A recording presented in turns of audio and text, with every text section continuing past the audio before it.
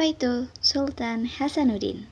Sebelumnya perkenalkan, saya Salsabila Fauzani dari kelas 10-1. Pasti kalian udah gak asing sama seseorang yang bernama Sultan Hasanuddin. Lalu, siapakah beliau? Sultan Hasanuddin adalah Sultan Goa ke-16 sekaligus pahlawan nasional Indonesia. Ia lahir pada tanggal 12 Januari 1631 di Goa, Sulawesi Selatan. Ia juga merupakan putra dari Raja Goa ke-15 yakni Sultan Maliko Said serta Ibunda Isabe Tokmo Lakuntu.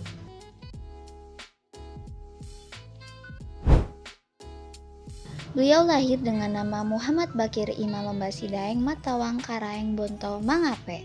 Setelah naik tahta, ia diberi gelar sebagai Sultan Hasanuddin. Ia pun diberi julukan ayam jantan dari timur karena keberanian dan kegigihannya melawan Belanda. Kerajaan Goa di bawah kepemimpinan Sultan Hasanuddin berkembang pesat menjadi pusat perdagangan dan penyebaran Islam di Nusantara Timur. Beliau juga dikenal sebagai pemimpin yang teguh memperjuangkan kedaulatan bangsanya melawan VOC atau Belanda. Perlawanan Sultan Hasanuddin melawan VOC mencapai puncaknya dalam Perang Makassar pada tahun 1666 hingga 1669. Namun pada akhirnya, Goa terpaksa menandatangani Perjanjian Bongaya di tahun 1667.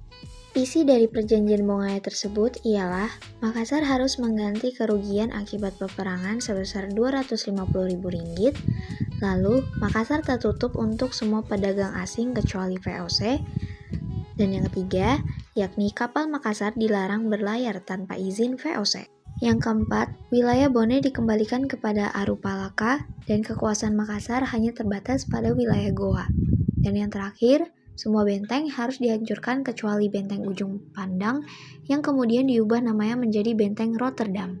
Ini terjadi karena tekanan militer Belanda.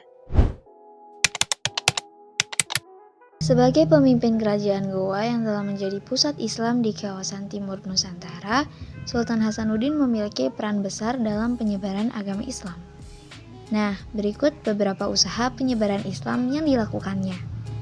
Yang pertama, perdagangan sebagai sarana dakwah.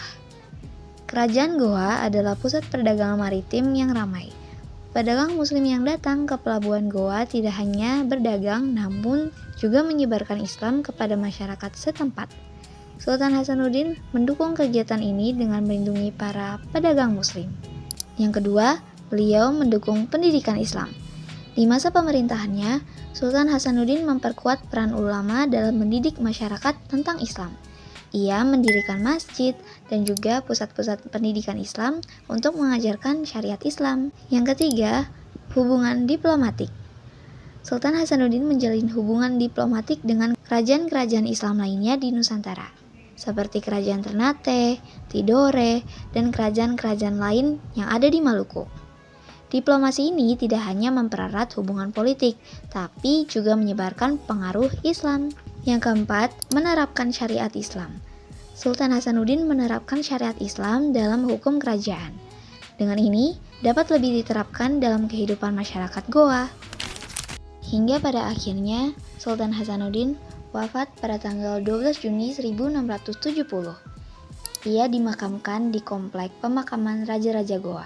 Beliau memiliki keturunan, yakni diantaranya Karaeng Galesong, Sultan Muhammad Ali, dan Sultan Amir Hamzah.